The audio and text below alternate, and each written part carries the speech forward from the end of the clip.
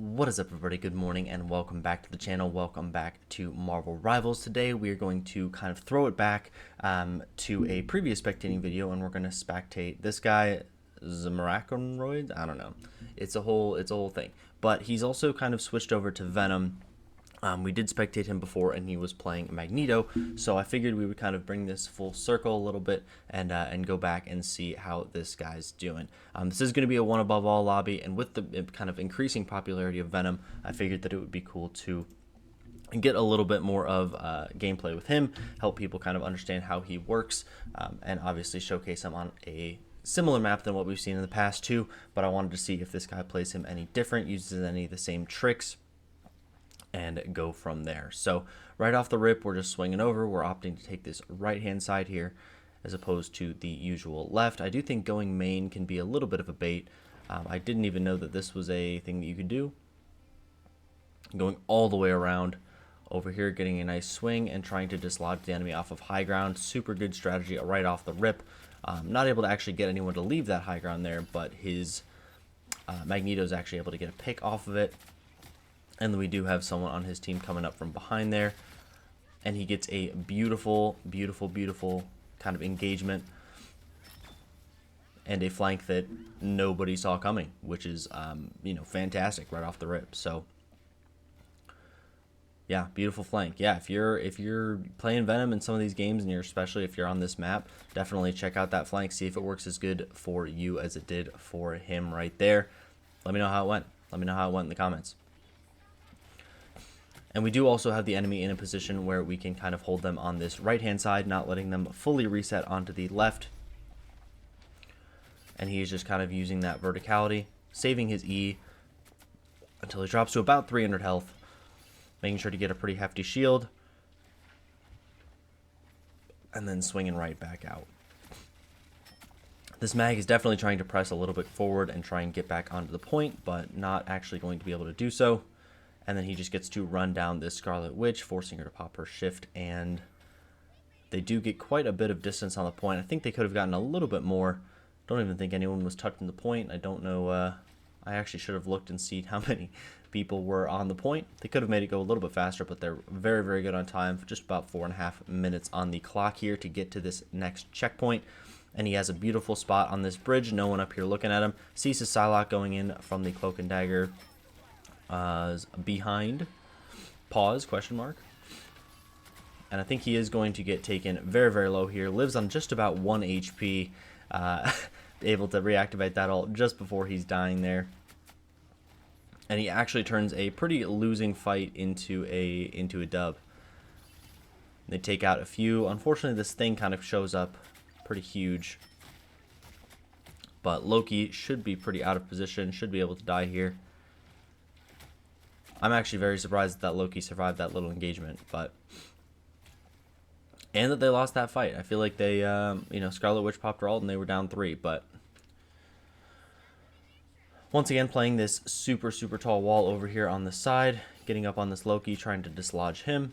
This high ground is super important, especially for Loki. Having these clones up in very, very annoying positions can definitely change the tide of a game, so does a good job of getting those off. And almost chucks himself off the ledge there, I think. A little bit chaotic, but getting right back in on this Cloak and Dagger, trying to put a lot of pressure on these healers. Unfortunately, not able to finish her off as that fade comes through. And as the enemy Cloak and Dagger does ult, he just kind of opts to reset, stand up on this wall, wait for his team. Does seem to be losing people to almost nothing, at the start of these fights, so they're not able to get quite as much distance as I think that they would be able to otherwise. Forces that Hela to pop her shift, gets hooked back in by the Bucky, so not able to finish her off. Luckily, his Adam Warlock is able to take care of that. And he's just kind of trying to keep his pressure on these backliners, healers when he can, but I think it was a good idea to commit to that Bucky there as the Cloak and Dagger pushed up forward, not able to get as many heals on him. And Bucky is going to be their main source of damage as well, with that Hela dying a little bit earlier.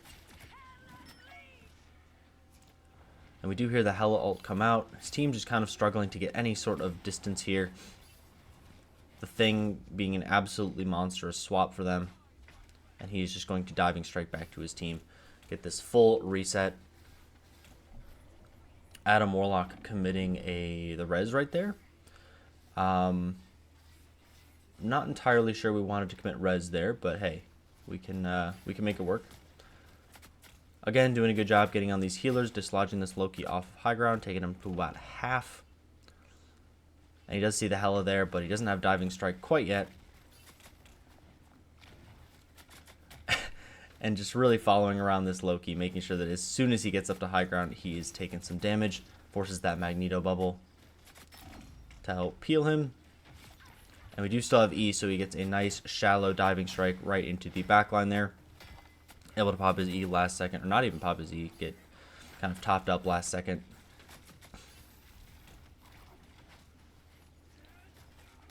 And we're going to keep trying to ruin this Cloak and Dagger's life. Getting that guaranteed damage off of Venom's ult. And rapidly realizing both of the DPS are on us, so we need to GTFO. Let's see if we can get something spicy happen. And the enemy team has done a really good job of holding them. They've held for about 4 minutes. I mean, I remember we were just looking at about 4.5 minutes on the clock, and it just kind of seems like people on his team are just dying. I'm not really sure. I think they're just getting picked off by this Bucky and this Hela. I might even need to rewatch this replay and look at the other side just to see kind of how people are getting rocked. Because it does seem like he's doing plenty to disrupt the backline and dislodge people off of high ground. He's not even able to be hit up here, so he's not even needing that much healing. You know, he's not detracting from the rest of his teammates or anything like that. So I don't know. This is a little bit interesting, but and there we go. Hela has already farmed her ult, so she's clearly hitting some shots. He gets kind of stuck on that easy corner right there. Not really sure what we're doing there, but his Hela is able to take out the enemy Hela, so they should be up 1 DPS. And there's a helpful Adam Warlock ult. Getting right back in on this Cloak and Dagger, trying to get some follow-up damage on her. And now we are just fighting for overtime real hard. Cloak and Dagger on the enemy team also ulting again. She's farmed quite a few ults.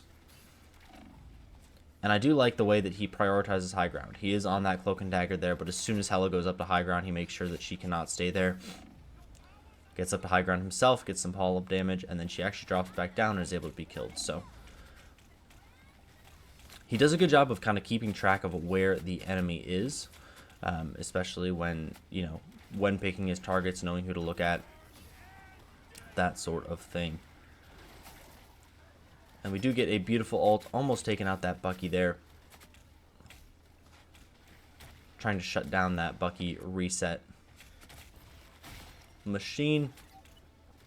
And there we go. We get a couple of good kills here. Should be able to take out 4. Bucky should follow and make it 5. And they do take this first point just about 1:20 on the clock. And that was a bit of a battle, a bit more of a battle than I think it needed to be. And they do swap to 3 tanks, which I have seen a lot more teams doing recently. Not sure how I feel about it. I think tanks do plenty of damage nowadays, but you really do need to make the most of those picks because Doctor Strange's kind of intermittent damage is pretty healable. You're going to play for those ults, play for those one-shots, and make sure that you all have your some follow-up damage once you do get a meaningful one-shot.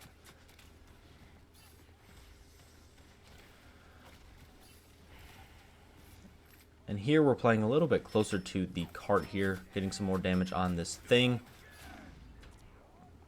And 3 members of his team going to go down here, but going to get rezzed by the Atom. I don't think that was a great Atom Warlock ult, because in case you haven't noticed, Bucky is able to just reset a crazy amount there. You are actually brought back with about 100 HP, and Bucky executes, you know, in that range. So if he hits you with an ult, when you've just been Adam Warlock ulted and you haven't been healed, he will just get an insta reset and you can just kind of keep going. So I don't know if the Adam Warlock actually popped that before, but he definitely shouldn't have popped it after he heard that that again come out.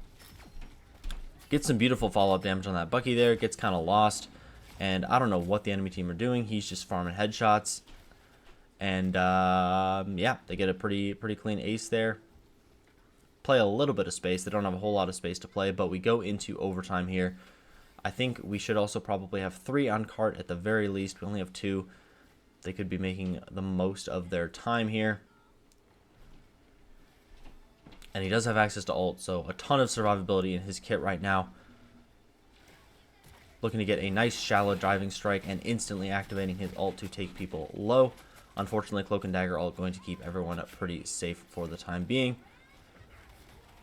So we're just going to swing around and try and live. His Luna ult comes out to try and counter the Hela, Loki, Mag, Cloak and Dagger, and Thing ult that all get popped from the enemy team. So this is going to be quite the ultimate battle. Going to get taken low and executed though. And they do get off the point and finish the round with a score of 2-0. So still a respectable push. That choke is pretty brutal when you're actually pushing through it. So, you know, definitely still a winnable game. And let me know in the comments, what do you guys think? Is every game winnable? That's I'm curious. I've been kind of talking to people about that recently, and it's an interesting question to ask. Is every game winnable? I have also heard some Marvel Rivals players, or even just like hero shooters players in general, and they talk about the 30-30-40 rule, where 30% of your games are in your are automatic wins, 30% of them are automatic losses, and 40% of them are under your control. What do you guys think about that? Do you think it should be a different distribution, or what are we thinking? I'm curious. Leave a comment. And thank you to the people that watch the videos kind of right as they come out. I appreciate you guys being patient this week. It's going to be a little bit of a different setup, different schedule. So, doing what I can. And there we go. We're just going to punch the crap out of this Loki. Unfortunately, not able to kill that Psylocke as she is taken pretty low. But it looks like his team is able to survive that Psylocke ult pretty easily. Wait, am I tripping? No, was that his Psylocke? Am I losing it? No, I think that was Loki. I feel like I'm going crazy. But they get a successful defense, and yeah, nothing more to be said. I do like when Venoms hold this high ground up here. It does kind of shut down this whole window area. It does make sure that they can't stand on that little ledge right there. And then Venom does have access to the climb, so he can kind of use this wall just in front of him right there to get a little bit of an angle if people decide to come up main. So, waiting for the backliners to step a little bit forward, immediately getting on them, hitting that combo with the right click, quickly farming up his ult. And unfortunately, he does use his ult right into the Loki lamps, so Loki going to be able to keep his team pretty healthy through that one. But the Psylocke ult comes in absolutely massive, gets a nice 2-piece with it, going to take out that Cloak and Dagger and that Bucky, so the enemy team is going to lose a ton of pressure there.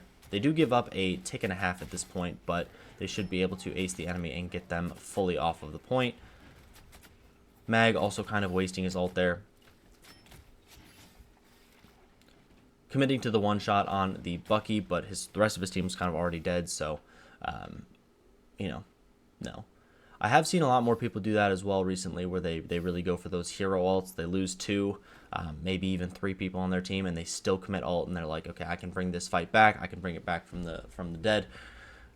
Like, sometimes they can. I mean, sometimes with ults like Psylocke, if it's well timed, but I think in most cases you just save your ult for next fight, right? Am I tripping? I don't know. I feel like you always want to just save all of those offensive tools or even defensive tools for when your whole team can kind of get more value out of them, especially with the prevalence of more people damage boosting on Luna. There's a lot more, you know, the Venom ult Luna combo goes absolutely crazy at the moment. So, and there we go. Mag gets a nice 2-piece to start this fight off, and once that Cloak and Dagger ult fades, they should be able to just kind of clean this up. Mag just standing still, letting the enemy team kill him, or his team kill him. So we're going to be in a good spot here. Just about 30 seconds on the clock. Enemy team has only gotten 1 tick on that 3-tick point. And we are going to hang upside down here like freaking Spider-Man. And it is kind of crazy that Hela did not shoot at him there. I'm not sure if she just didn't see him, but that is kind of crazy that he's just around this corner and nobody is shooting at him.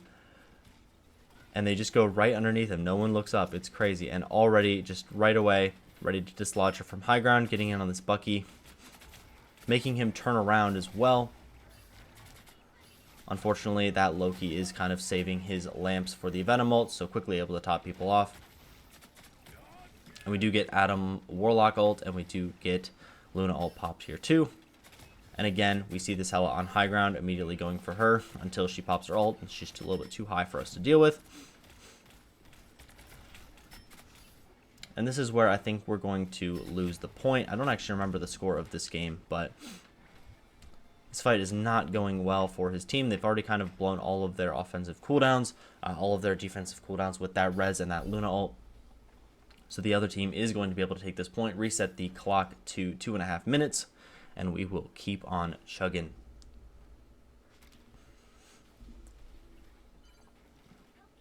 Is there a hotkey for smart swing binding? I think I've seen some more Venoms too have something that looks more like a smart swing option going on, and then they usually are still able to do that web whip, the shorter range one, and I think that's kind of interesting.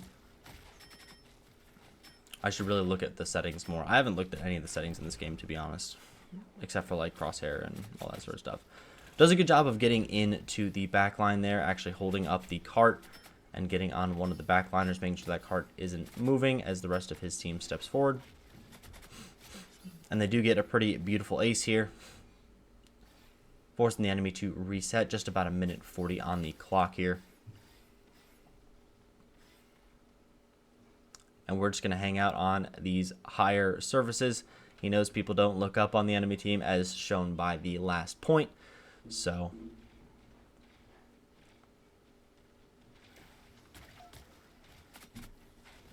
here we go. And again, we're getting on these Loki lamps. Those being propped pretty prematurely too, I think. So I think he could maybe wait those out and do a little bit more follow-up damage next time. But it is hard to put so much time into Loki in such a short period of time as well. He is getting a couple people to turn around on him, Doctor Strange and the Hela forced to look the completely other direction as he gets in their backline. And again, we're going to get our right click up and go for this cloak and dagger. And he does unfortunately get out of range of the Adam Warlock res since he dives a little bit too deep. But 40 seconds on the clock, as long as they get one more good fight here. Psylocke committing ult before overtime.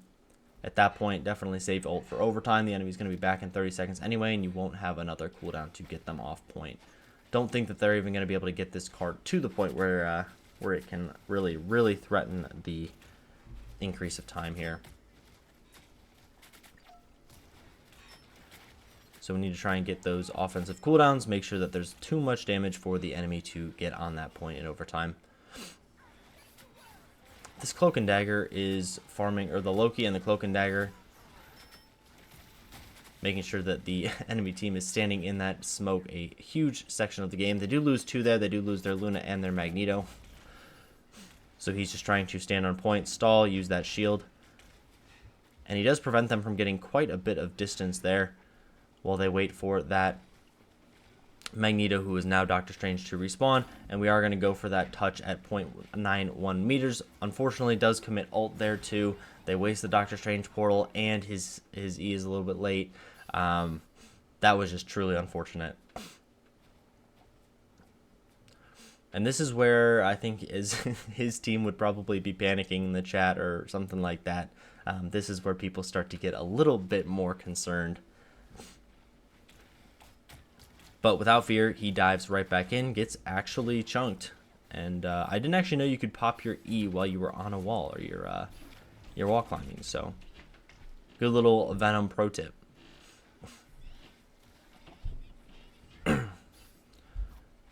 And again, we're playing a little bit more high ground, just kind of waiting for the enemy to round this corner. And there we go. We're getting that diving strike, that shallow diving strike from not too high up. Is able to detonate that tether on a couple people, and Luna does commit ult here. Unfortunately, Magneto going to look for the one shot on her. Not able to get it, but he is just standing in this back line, maybe a little bit too deep there. And again, not going to be able to be rezzed by the Adam Warlock there. And this is going to be a pretty scary final fight. 10 seconds on the clock.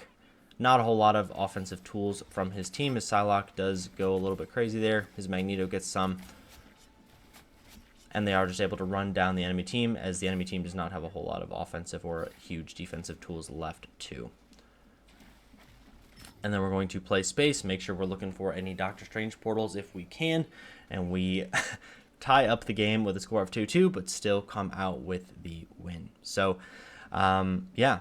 Again, thank you guys for being patient. I will be recording just a little bit less this week, so, bear with me, but we're going to get back to the regular schedule soon, and again, hopefully we will be starting streaming soon, but I don't know if I'll stream Marvel Rivals right away. I think I will probably be streaming a little bit more WoW as well, since that new patch came out. So if you're interested in that, look forward to it. And we do pretty good here. I mean, he gets a 4-piece, 19 final hits, does a ton of damage, and I do like seeing the lower blocked damage on Venom as well. Shows that he isn't just kind of being a meat puppet for the enemy team. He's able to get in, get out, do his damage, and add a lot more value to the team. So if you guys want to see more, if you guys want to see me spectate a specific player, let me know in the comments. Don't forget to like and subscribe, and I will catch you guys in the next one. Bye-bye.